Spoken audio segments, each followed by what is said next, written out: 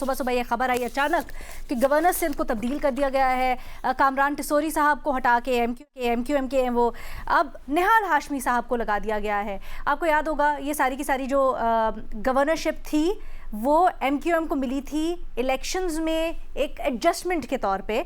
मज़हर अब्बास साहब अब एमक्यूएम कह रही है कि उन्हें तो मीडिया से इल्म हुआ, उनको पता ही नहीं था कि गवर्नर तब्दील होने वाला है। ये क्या हो रहा है? अच्छा, दोनों बड़ी दिलचस्प तब्दीलियां हैं, निहाल हाशमी का गवर्नर बनना और कामरान टिसोरी का गवर्नरशिप से हटना। निहाल हाशमी के गवर्नर बनने के मैं इसलिए कह रहा हूँ कि निहाल हाशमी एक वक्त ऐसा भी आया था कि ख़ुद मुस्लिम लीग नून के लोग उनसे कुतराते थे और इधर उधर हो जाते थे। आपको याद है कि उन्हें सुप्रीम कोर्ट ने जो है वो बड़े सख्त उस ज़माने में गालिबन जो चीफ़ जस्टिस थे उन्होंने उनके साथ बड़ा सख्त रवैया अख्तियार किया था और फिर उन्हें बड़ी स्ट्रगल करनी पड़ी। तो बहरहाल निहाल हाशमी एक पॉलिटिकल वर्कर है, मुस्लिम लीग नून से उनका ताल्लुक़ है, पुराने आदमी हैं। अब देखें एज ए गवर्नर वो क्या रोल प्ले करते हैं। कामरान टिसोरी साहब का आना और जाना दोनों बहुत दिलचस्प हैं। कामरान टिसोरी साहब आए भी एक बहुत ही तनाज़े के बाद आए थे, एक ख़ास तौर पे जब 22 अगस्त 2016 के बाद एमक्यूएम की तकसीम हुई थी। उसके बाद एक कंट्रोवर्सी चली कि पीआईबी कॉलोनी और बहादुराबाद के दरमियान, उसमें कामरान टिसोरी साहब का रोल एक बहुत ही कंट्रोवर्शियल रोल के तौर पे वो सामने आए।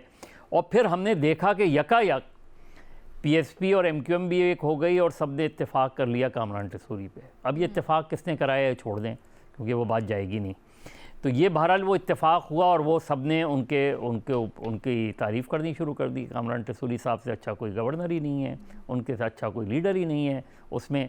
और एमक्यूएम की जो सबसे बड़ी मुश्किल मुझे पिछले चंद सालों में लगी है कि वो अपने फ़ैसले ख़ुद नहीं कर पा रहे। ये आपको याद होगा जब फ़र्रुख नसीम साहब को एमक्यूएम ने सेनेटर बनाया था तो एमक्यूएम के लीडरों से जब पूछा जाता था तो वो कहते थे कि ये हमारे उससे थोड़ी आए हैं, ये हमारे नहीं हैं, हम में से नहीं हैं। ये तक बात हुई थी। यही टिसोरी साहब का अब जो हुआ है, अब टिसोरी साहब एमक्यूएम की मजबूरी बन गए थे।